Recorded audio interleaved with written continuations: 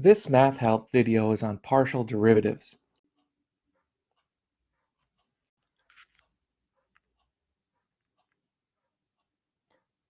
Here's an example where v varies with x and t again,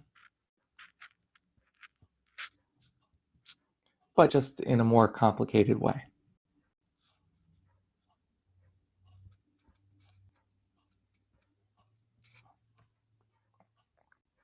And in this case, if we want dv dt, that's the partial derivative of v with respect to time t, then this first term doesn't have any t dependence, so it's a constant. That means its derivative is 0. The second term is a cosine function. Its derivative is negative sine, but we also have a chain rule that we have to apply. So it's negative omega sine omega t.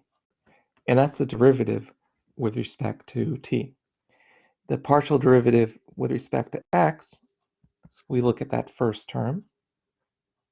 That'd be 9x squared. And the second term has no x dependence on it, and it would be 0.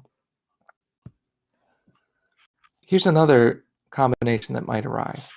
Something like v equals xt. In this case, the partial derivative of v with respect to time t is x, and dv dx is t. Another example you might see is something like v equals e to the negative x times sine omega t. And actually, let's put an amplitude out in front too. So dv dt only operates on that sine function, and everything out in front here is a constant.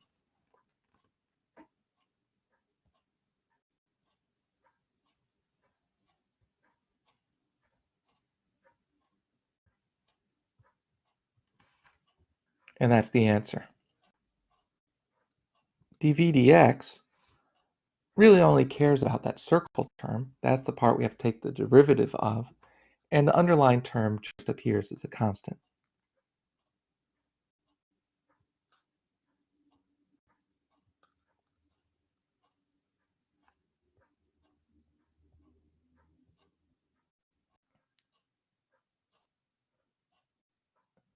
Something that comes up a lot is considering how a function changes in space in all directions.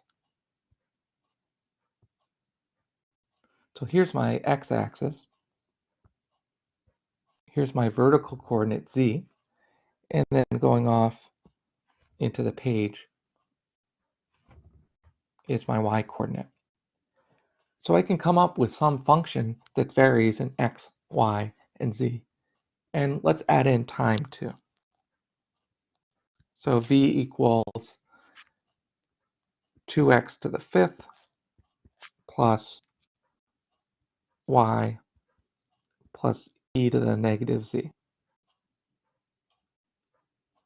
And we'll throw in a time too, plus at. dv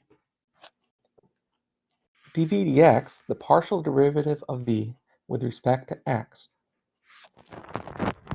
just involves this first term, because all the others, they don't have any x dependence in them.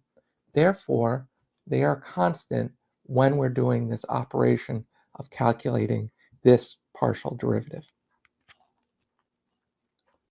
And the answer is 10x to the 4th power.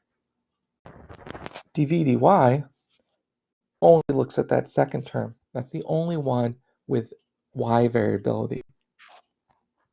And the answer is 1.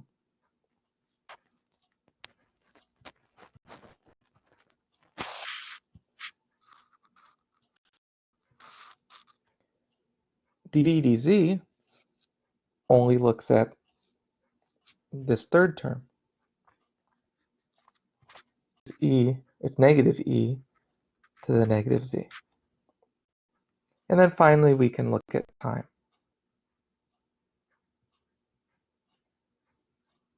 The partial derivative of v with respect to time, in this case, since we have all these partial derivatives, it's worthwhile very quickly introducing the gradient. And I'll call it the spatial gradient. We have a triangle with an arrow on top, and then the function, in this case v, that we're looking at.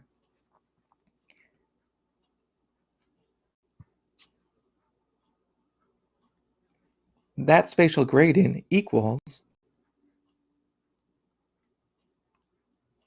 dv dx, and then there's a dv dy and a dv dz.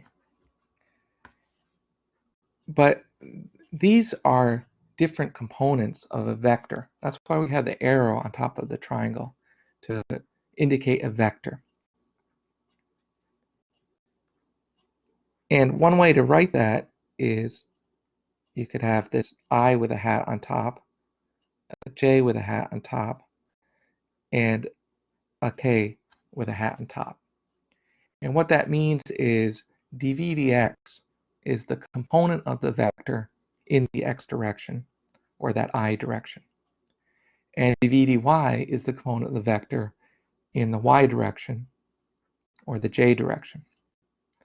And dv dz is the component of the vector in z direction along that k axis. So we could actually write in here, there's an I hat, a j hat, and a k hat. And that I, j, and k, they're really unit vectors. They have a magnitude of 1, and they're directed along the positive x, or y, or z axis.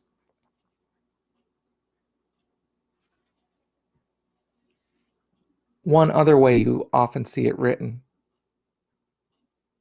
is the same notation on the left, but then it's just in parentheses, dv dx, comma, dv dy, comma, dv dz.